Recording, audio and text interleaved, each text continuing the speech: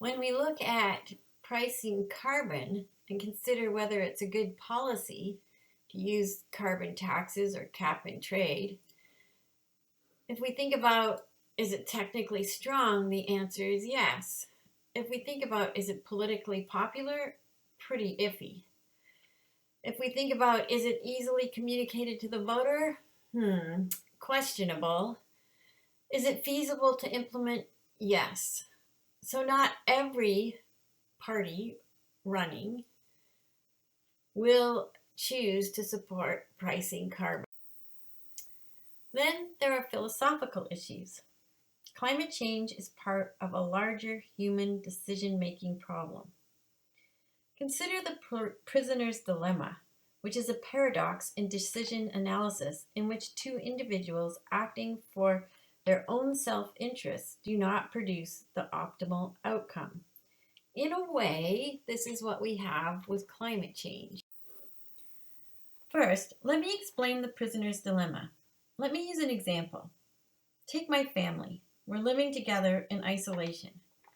Our house becomes cluttered and dirty. Something needs to be done.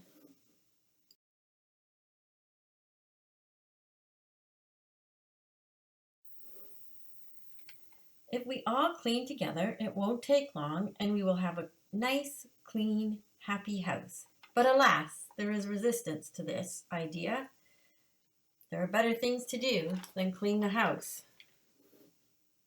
So if my kids do the things they want to do, maybe watch Netflix, and I clean the house all by myself, they enjoy a clean house and get to do what they want. They win. They're happy. But I am not. What if I say my kids have to clean the house? I force them to do it. And I sit on my back porch and read my book.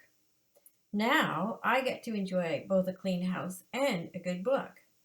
But my kids are not happy at all. And then there's the possibility that no one does anything. We continue to have a dirty, cluttered house. I get cranky and no one is happy. The best outcome is more likely to occur when we trust each other and we work together. So how does the prisoner's dilemma apply to climate change? It's like this. If we all work together, all countries around the world, there will be economic hardship for everyone. But civilization continues. We all win.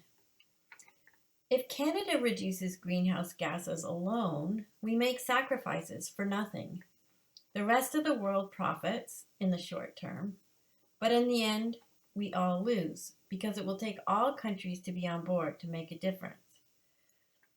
If the world chooses to reduce greenhouse gases and Canada does not, Canada profits in the short term, while other countries will suffer economic hardships.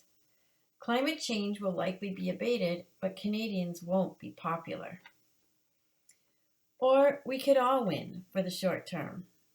We could all profit until we don't. The more groups involved, the more difficult a positive or the preferred outcome is. And if countries don't trust each other, getting everyone on board is even more difficult. The US in particular right now is making a positive outcome very difficult. The fact that carbon emissions are an externality also makes it difficult to get everyone on board. What I mean by an externality is that the countries who have created